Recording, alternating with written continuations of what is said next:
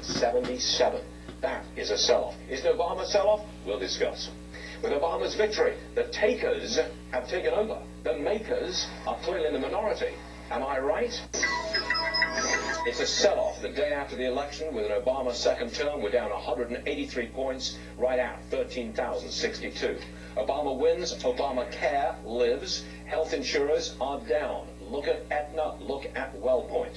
Here's another industry group that's going to take a hit. I think that will be utilities, right, Ed? Tell me why. Utilities are going to take a hit mainly because of the tax that's going to be coming about at the end of the year. I mean, the tax on that dividend is going to jump dramatically, plus the cost for utilities to do business is rising. Now, that's one of the things we've been talking about this morning. Taxes will go up, including a higher tax rate on the payment of dividends. Correct. Without question. And it's going to be a dramatic increase. Dramatic. Absolutely. 15 all the way up to about 30. Now, I've also got a sharp rise in the price of treasuries and a sharp drop in the yield, down 11, whatever that means, 11 basis points. But the point is, that tells you what? It tells you that we have a weak economy, we have a weak Europe, and we have a lot of money printing on the way. This is not good. And it's a reaction to the Obama victory? I don't see anything else except what's going on in Europe as well. Okay, so stocks down, bonds up, and this is largely a reaction to the Obama victory. Without any question in my mind. Got it.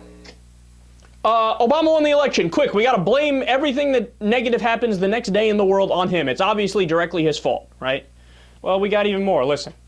Do you think people were still holding out hope that Romney was going to get elected and there wouldn't be Obamacare, there wouldn't be tax increases, there wouldn't be... They should have known. They were still holding out hope for that? Think about it this way. There's two relevant elections, I think, that were very, very similar in the campaigns that were run.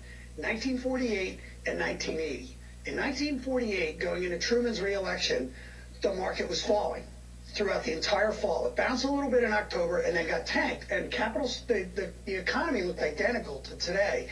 The housing market was improving, consumer spending was fine, but capital spending was weakening. And then after Truman was re-elected, we went into recession. The market went down a lot.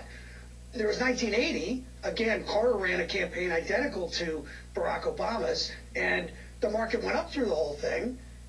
And it was basically telling you that Reagan was going to win, and he did, and we had a 10% rally after all was said and done. The market acted like it was 1980, but it turns out it was 1948.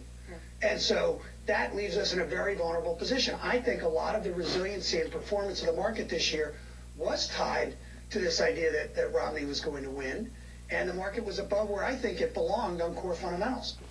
So you guys know, I'm not saying, and I never did, that the stock market is the main indicator of how the economy is doing, right? That's not, in fact, you guys know I think it's much more nuanced than that, and I think it's one of the worst indicators of how the economy at large is doing.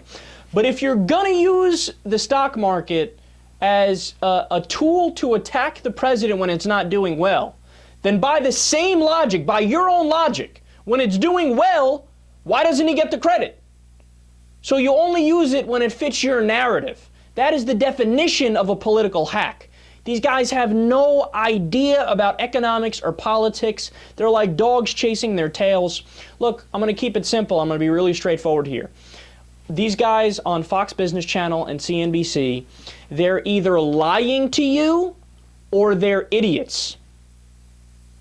Every time the market goes south, it's blame Barack Obama. Look at this. Goddamn president screwing up the whole market. Every time it does well, don't talk about Obama. Doesn't matter who's in office. It's got nothing to do with how well the market is doing. You got to be consistent with your criteria, dude.